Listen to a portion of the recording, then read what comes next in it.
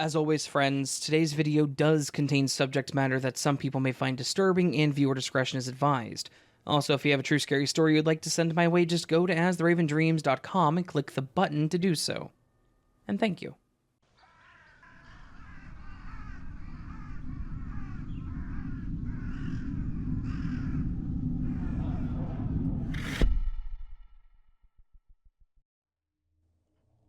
I'm just going to start by saying Arkansas is weird.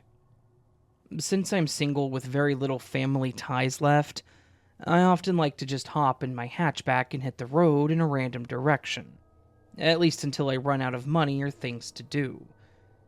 I live in Tennessee, a little south of Nashville, so I had been to the southern states, Georgia and Alabama mostly, plenty of times, and even a little of Mississippi. But I had never been to Arkansas. It was late July, and I'd had a rough week at work as I'd been doing a lot of mandatory overtime, so I wanted to get away for a while. So, that's where I planned to go next, making this my own little summer vacation. I packed a small bag, usually just clothing and a few essentials, and all the necessities for my best friend, Bear, to tag along with me. Bear was my 8-year-old Rottweiler. I actually got him right before I met my now ex-wife, so he's been through a lot with me. That also means that there's no chance in hell that I would leave him behind, so he was definitely going to be seeing the roads with me. As mentioned, we headed west to see how far we can go into Arkansas before we decided to turn back. We stopped in a couple of small cities in Tennessee along the way, had some of the best tacos from a food truck, and met some pretty cool people. But then, once we got into Arkansas, I came across the strangest and creepiest town I had ever been to. I was going to need to stop and get gas soon, and going by the signs on the highway, if I didn't take the next exit, that only had one gas station on it, there wasn't going to be another exit for a while. And my tank wasn't going to make it that far, so I decided to stop. Since this was a new state and I wanted to look around for a bit, I decided to change things up a bit and find a place to stay. Usually, I just slept in my car, bringing a pillow and a blanket if needed, which saved me money on hotel rooms too. Sometimes I might get a room for the night if I need a shower or if I wanted to sleep in a bed, though. I was not going to have luck finding a place in this little town. Entering it, my initial thought was this was going to be a ghost town. The now entering sign that you typically saw when you entered cities just said, "Welcome," and spelled out in painted bricks, but there was no town name. It looked pretty empty at first, too. But then, I started seeing other indicators to let me know that someone was definitely around. There were carcasses all around. On the side of the road, at the end of driveways, like they were intentionally set out for the trash. My dad was a hunter, and I often helped him clean and prep his catches, so I was familiar with some of them. I could tell that some of the animals appeared to be deers, cows, and even smaller animals like goats, maybe. But others were harder to make out. As mentioned, these were almost complete bodies, sitting out, decaying. If they weren't killed for food, then why were they killed? And why were there just so many of them lying around? One thing they all had in common, though, was that they had all been skinned. Not a single one was left as a whole, and the smell was horrendous. I've never experienced a whole town that smelled of decay and rot. I usually enjoyed the summer air, but I had to roll up the windows because the smell was enough to make me gag, and I could tell it was making Bear curious as well. He was pretty well trained, but I didn't want to take the risk of him trying to jump out of the window to get at one of those bodies. Thankfully, I think, I did start seeing some other life. I drove by an old farmhouse that had clothes hanging out front on a line, and there was an older lady sitting by it washing clothes with a bucket and an old washboard. When she saw my car, she stopped in her place and just stared at me for a minute, but then quickly got up and ran inside the house. It was like she was afraid of me, or maybe I looked suspicious. Who knows? I kept driving. I went around this curve and the road forked into two directions. There was a sign like you would see on the highway leaning against a tree pointing to the left for a motel, and the road on the right was inaccessible.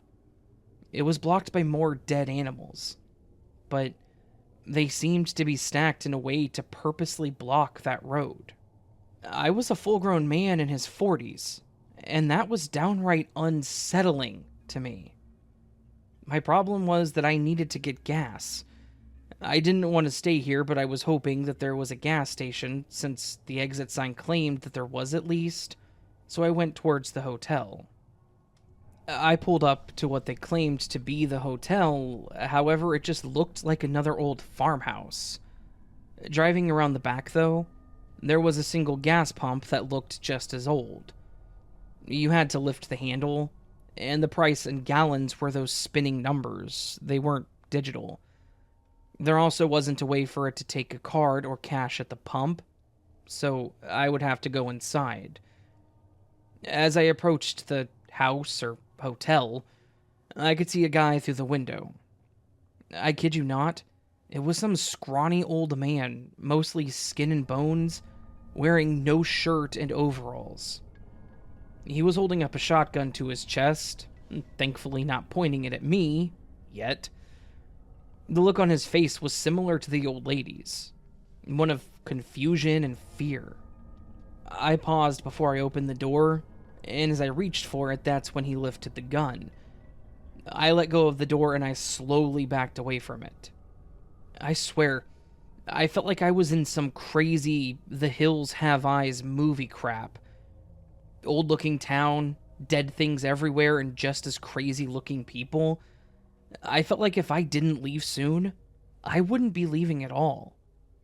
So, I got back in my car, burned out of there, and I left the same way that I came in, praying that I would make it to the next stop on the gas I had left.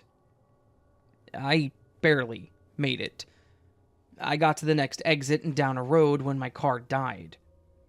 I had to push it a bit before someone normal stopped and offered help.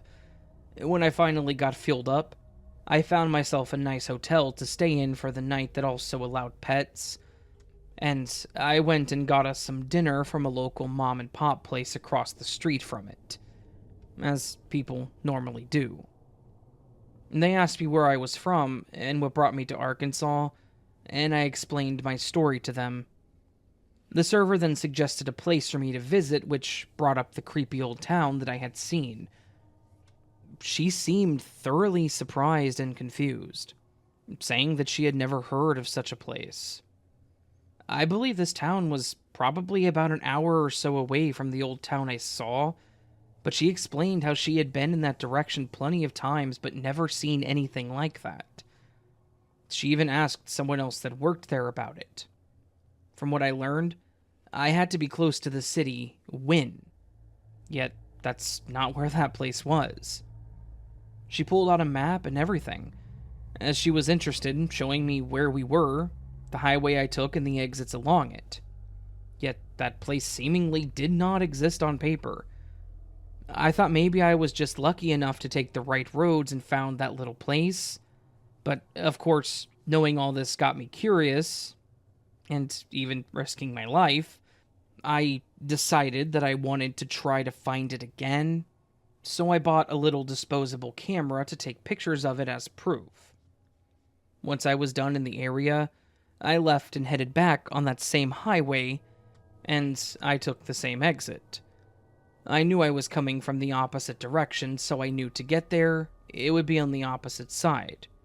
But there was no way to go that way. I went the opposite direction and saw a small gas station like the sign showed, and the rest seemed to be a normal-looking farmland. But when I went back to go the other way, the road just ended with the road closed sign at the end of it, and then a field of overgrown grass and weeds. How the hell was any of that possible? I even took a few exits after that one to see if I was mistaken, but I never found that place again.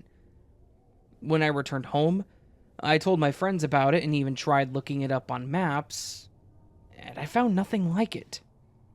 I don't know what I witnessed that day, but I'm just thankful to have gotten out alive to tell someone else about it. I'm afraid to go back to Arkansas now. If any of you visit or have visited, and you found a similar city to this around Wynn, please do let me know, so I don't feel like I'm going crazy.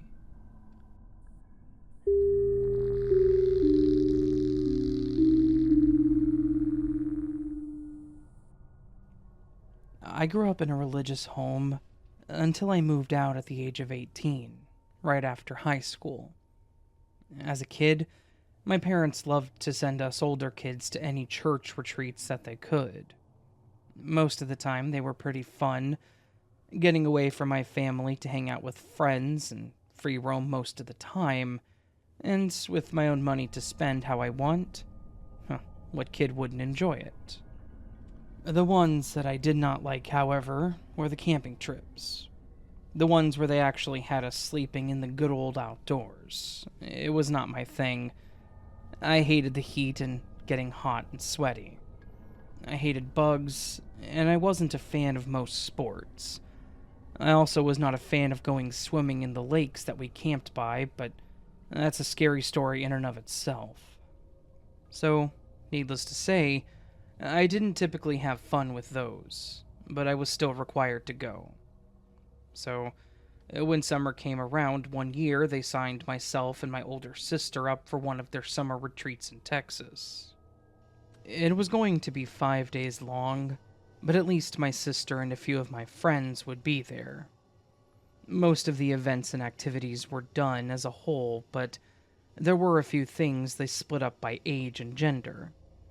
The sleeping area was split up as well by genders. Most of us slept in tents, but there was one cabin on each side, male and female, that some people got to stay in, either due to disabilities or just paying for an actual cabin room. If you guessed that our parents didn't pay for those, then you are correct. We just got tents and sleeping bags. The first night wasn't that bad. It actually seemed to be a bit cooler, and I even slept with my tent open to keep it cool. It had a mesh cover, thankfully, to keep the bugs out. Otherwise, I wouldn't have done that. It was a bit hard to sleep, however, as there wasn't much cushion between the bottom of the tent and the sleeping bag. However, I sucked it up and made it through the first night.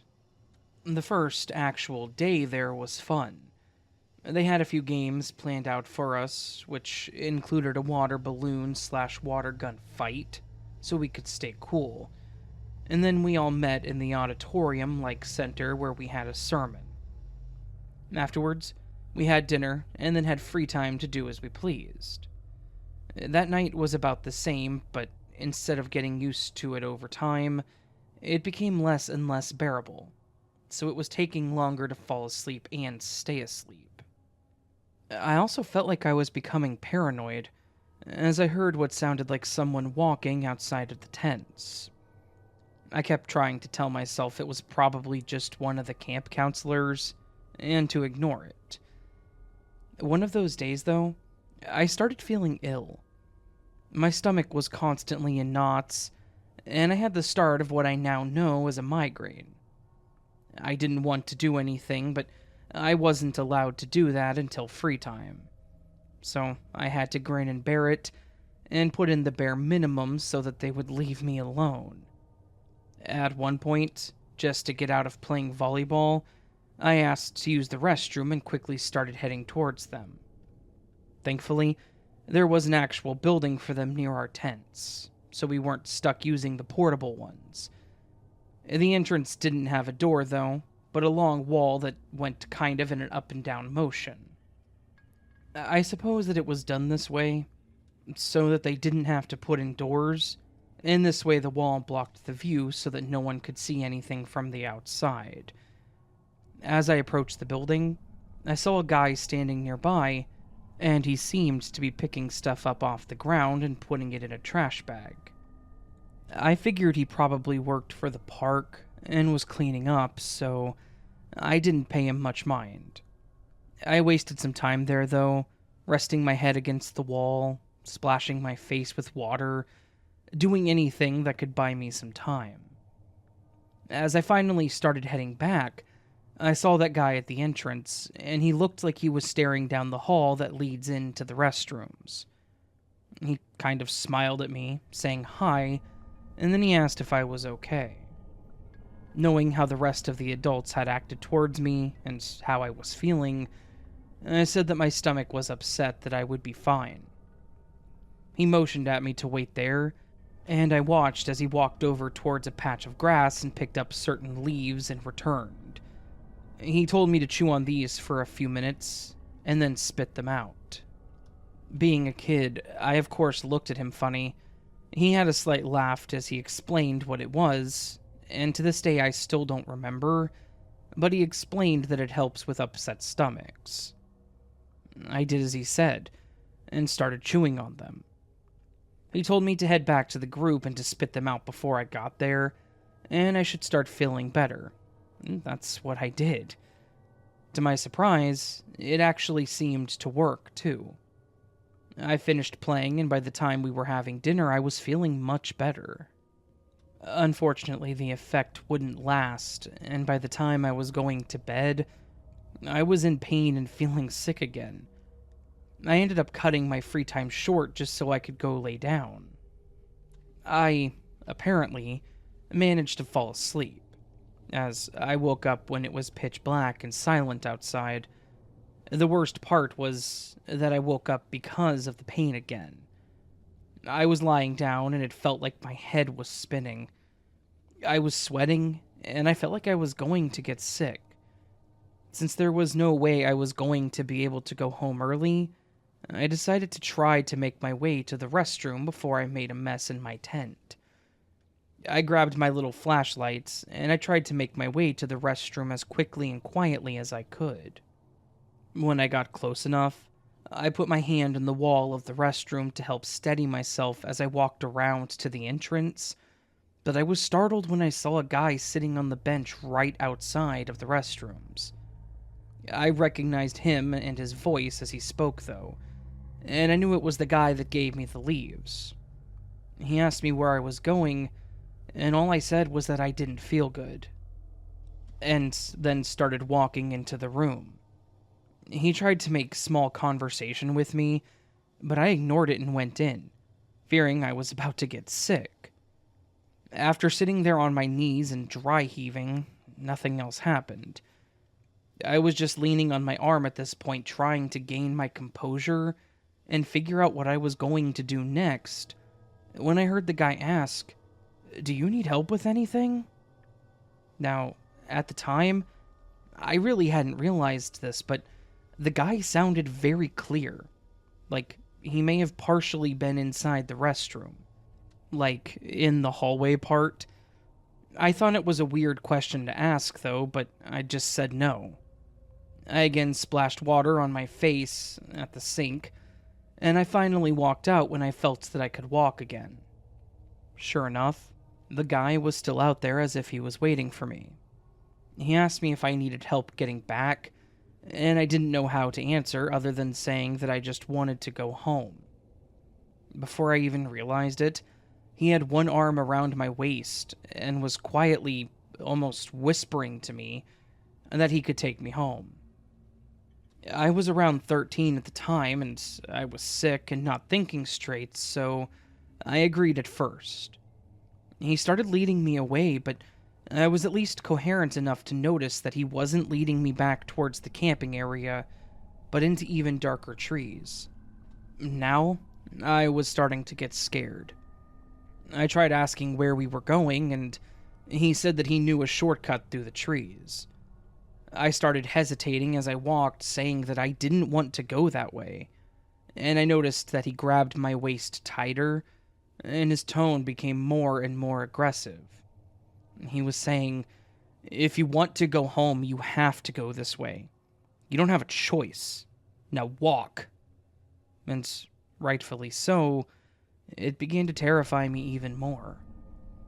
All of this again caused the dizziness to come back, as well as the nausea.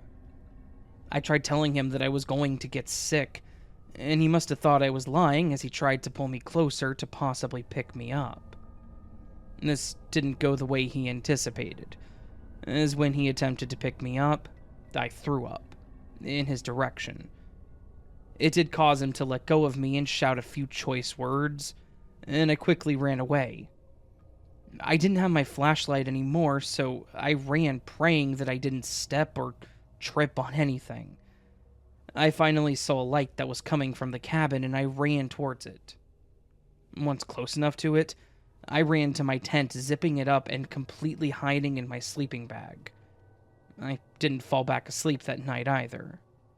I didn't even get up when it was light out, and I heard others talking, in fear that it could have been the guy coming back.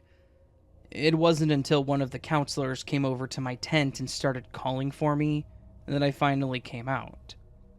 I must have looked sick enough to them because they immediately had the nurse check me out and suggested that I go home, or to the hospital at least.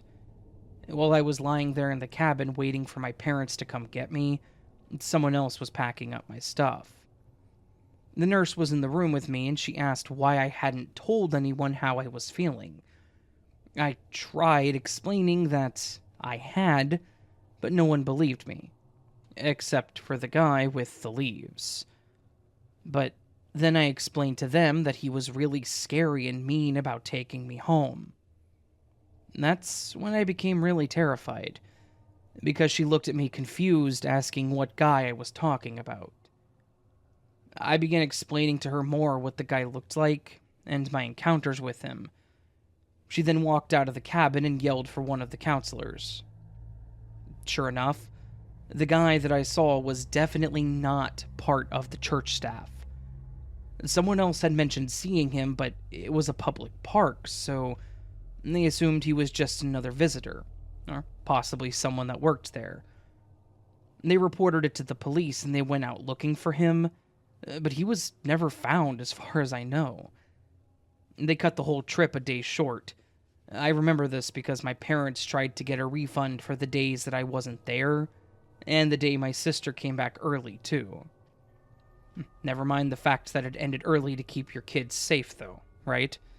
So, there's some strange guy out at a park in Texas that feeds leaves to kids, and then tries to kidnap them.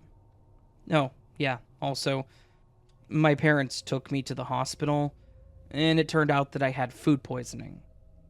I still don't like camping, either.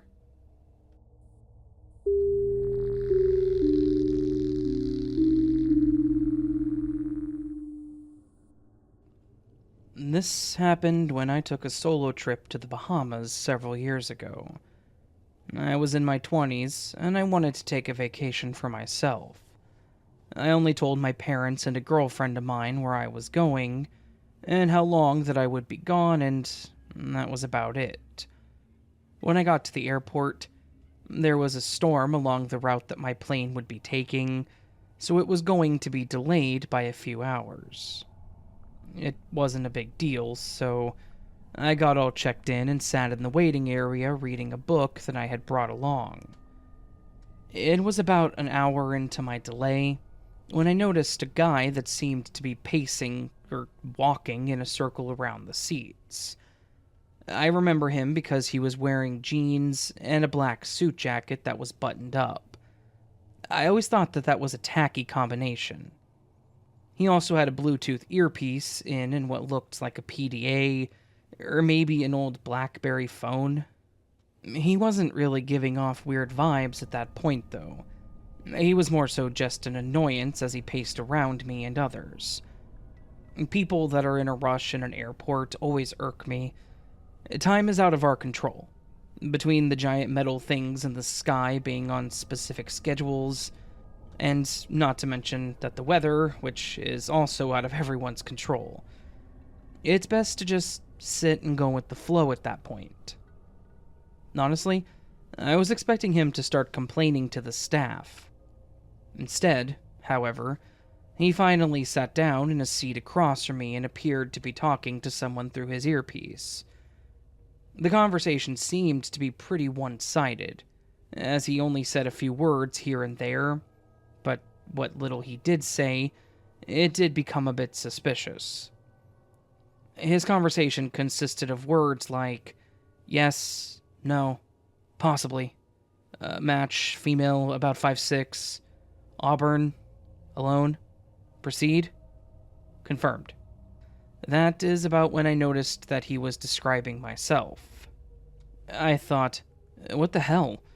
I didn't know this guy, and I really didn't feel like he was with the airport based on his attire and demeanor.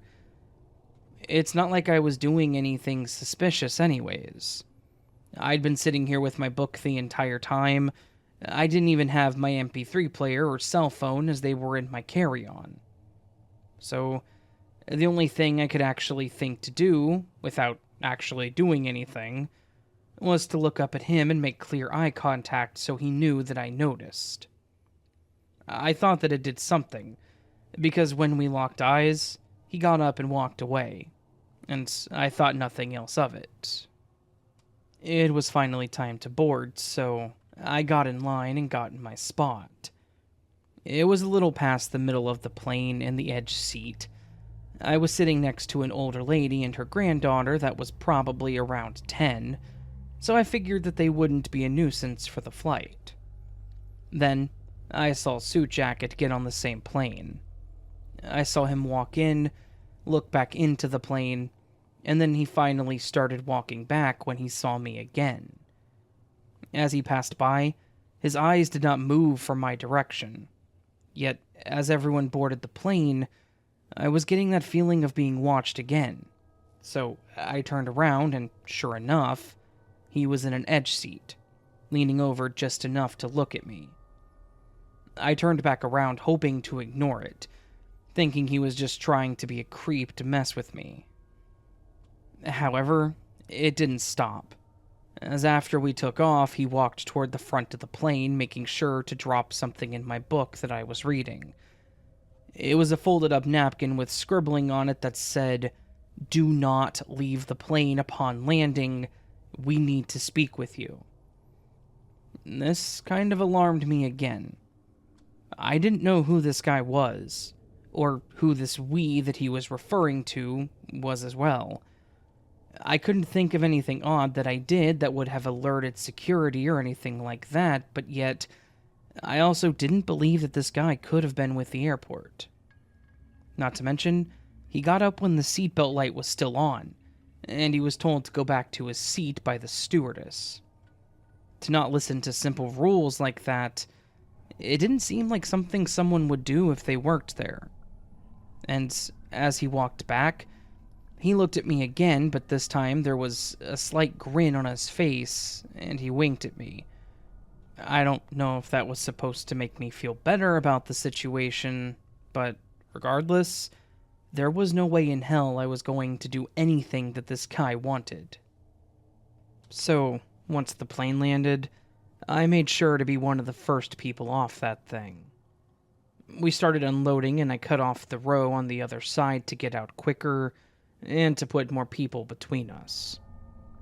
He definitely noticed, as I heard him shout something, but there was no way he could push past the people in front of him. As I exited the plane, I looked around for the luggage area, and as I did, I saw another guy there in a full black suit walking right towards me, making eye contact. This is when I started to become a little more alarmed, and I picked up the pace to find some way to lose him. I shuffled through people and finally found the restrooms, and I hid in there. I just stood in one of the stalls for a while, and then went out and sat on the bench that was in there. I was probably in there for about 15 minutes or so, hoping that they would move on, but I was too afraid to stick my head out to see, so I asked someone who had come in there if she saw anyone matching their description. She confirmed that they were nowhere around, and she even checked as she left and came back to tell me. I must have looked scared as she offered to walk with me to get my luggage, and I accepted, not really knowing what else to do anyways. I still had another flight to catch in less than an hour, so I had to move on. Unfortunately, when we got to the carousel, my luggage was nowhere to be found. I asked some people working there if they saw it, and of course they didn't. So I had to file a missing luggage claim, and all I could think was it those guys? Did they take it as a ransom and a way to go with them? And if so, how did they know it was mine? And that's where I started to become a bit more worried, as I had all of my clothes and toiletries in it. I would have nothing once I arrived to my hotel. I was running out of time, though, so I had to either get on my next flight or miss it and dish out more money. I made the decision to go since they had my contact information in case they did find it, but I wasn't going to hold my breath. Thankfully, I guess, the suit jacket guys were not on this flight. After we took off, I was lost in thought when a stewardess came by and asked if I wanted anything, and she also asked me to confirm my name. I did so, and she said she would be right back. I didn't say that I wanted anything, so I was confused by her statement. However, when she came back, she asked me to stay behind when they landed.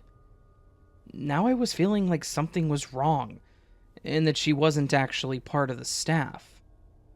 But the whole time she was smiling and being inviting, so I was really getting mixed feelings about it. I did stay as I was asked, thinking, how could this get worse, right? To my surprise, she gave me a description of my suitcase to a T and asked if it was mine. I confirmed it was, and then she asked me if I came here with anyone else, or if I knew the guy from my first flight, and again, I confirmed that I did not, and I started explaining briefly what I had witnessed. I couldn't believe it. The whole time she was kind and seemed to believe everything. She led me out to someone else who was standing with my luggage, and they had asked me a few more questions. I also got some answers too. They said the guy definitely seemed suspicious on the first flight, and the stewardess told the pilot and they reported it. They saw him hovering around another girl, so they stopped him to have him questioned. He was found with my luggage, and they assumed that it didn't belong to him, as it was pink and had a pretty floral design on it. Not to mention the name tag didn't match his ID. They confiscated the luggage and matched it to my missing claim and put it together. The guy didn't have a ticket for another flight, so he was escorted out due to his activity, but they never found the second person. They asked me again if I had any idea who they were, and I told them that I had no clue. I explained my holiday plans, and I gave them the note that he gave me, as I stuffed it in my pocket, but that was it. Thankfully, they must have believed me as they let me leave with my stuff, but I did have to file a report with them so it was on record, since it was some kind of suspicious event. To this day, I still have no idea what they wanted, but it at least made me feel a little better knowing that I wasn't specifically targeted. I feel bad that they started doing this to another girl, but it seems that helped catch them. I still do fly solo, but if I see even the slightest thing that seems off, you can bet I'm saying something so that it doesn't escalate.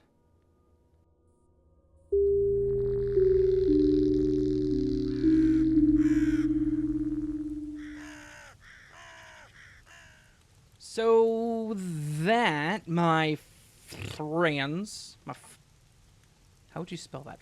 Friend? Anyway, so that, my friends, was 3 summer break stories. 3 very scary summer break stories. 3 stories where people planned to take a break for the summer. and ended up with a creepy-ass story to tell to the world. A huge thank you to everyone who submits their stories to me and everyone on Reddit who lets me use their stories. You guys are amazing, always appreciated. And a huge thank you to you. That's right, you. The person that hears me saying these words, the person listening. You got to this point in the video, which is pretty far in. Well over half an hour at this point. So to get this far means you listened. Or you randomly clicked in the little timeline and got to this spot. Don't know how you managed it, but either way, thank you. Anyways, hopefully y'all enjoyed the stories. If you did, please do hit the thumbs up button. If you didn't, well, then don't. I can't control you, and I can't tell you what to do. If you're new to the channel and liked what you heard, please consider hitting that subscribe button. That I am telling you to do. I'm going to control you on that one. Do it. No, just kidding. And then if you feel so bold, you can also leave me a comment down below letting me know how you're doing, what your thoughts were on the stories, and if you've ever had a creepy summer break story. Of course, you can also submit it to me directly if you have one that's a little more detailed than what you can leave in a YouTube comment. I don't read YouTube comments on the channel because they're typically less than like 200 words. So if you do have a story, please do send it my way. Yeah. But all that said, friends, I hope you're having a lovely weekend. I hope the rest of your weekend goes swimmingly. I hope you swim through the weekend. And I'll see you on the next video. But of course, until then, my friends, sleep well.